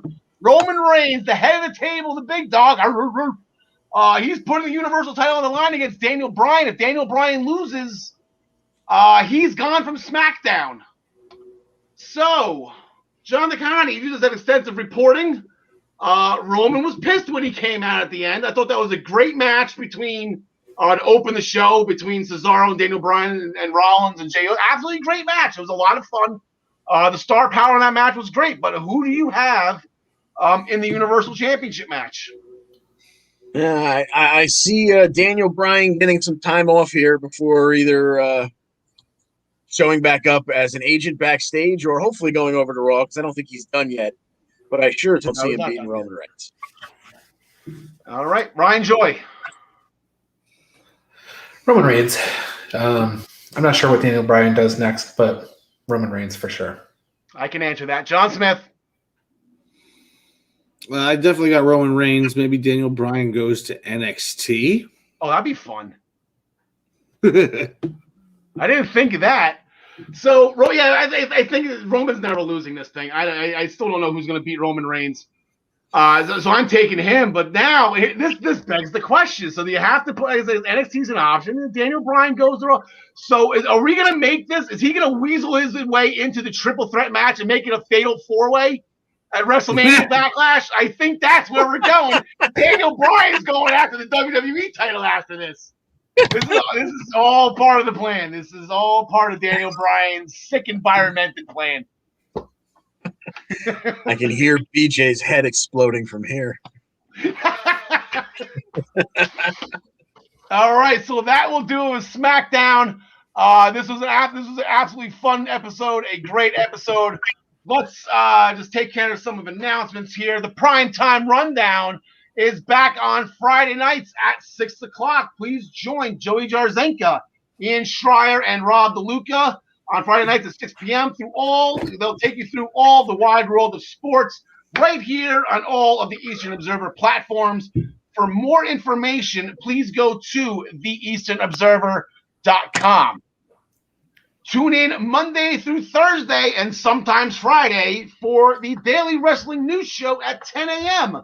and get your morning cup of joy with Ryan and his band of merry co-hosts, all right here on the Eastern Observer platforms. Ryan, I do believe you have a guest Friday, a special guest on the Friday episode. Yeah, Kim Artlett from Ignite. She returns to the show. We're going to talk about the new women's tag team titles, her new undisputed championship belt, and whatever else we think to talk about. But Ignite Wrestling. So we're going all 5 days this week. Make sure you tune in tomorrow morning to get your NXT recap and Dynamite preview with John DeConnie, I believe, is on tomorrow, correct? Correct. Correct. The Body Slam Brigade newsletter, over 4,100, right, Ryan? Yeah, over 4,100 people are subscribing to this weekly letter, and it's a great way to recap yourself. If you don't watch everything, but you want to know what's going on, This gives you the bullet points, the highlights. It's free. BodySlamBrigade.com to sign up. It is for Ryan, for free, for you. I always say it's a great toilet bowl read. I haven't, my left hand is just, it's out of control. I haven't been able to read on the toilet, so. But it definitely is. For those of you who have 10 working digits, definitely check it out while you're sitting on the can doing some business. The Black Hats NYC, their new album, Free Cake, as always, is available now on Deezer, YouTube, Spotify, Amazon Music, on all of your music platforms. Please go and download the second album by the Black Hats NYC. It is called Free Cake. Then there's ProWrestlingPick'em.com. Please join us in the Essential Wrestling Podcast pool. Make your picks for all of the promotions that are stateside, plus the UK.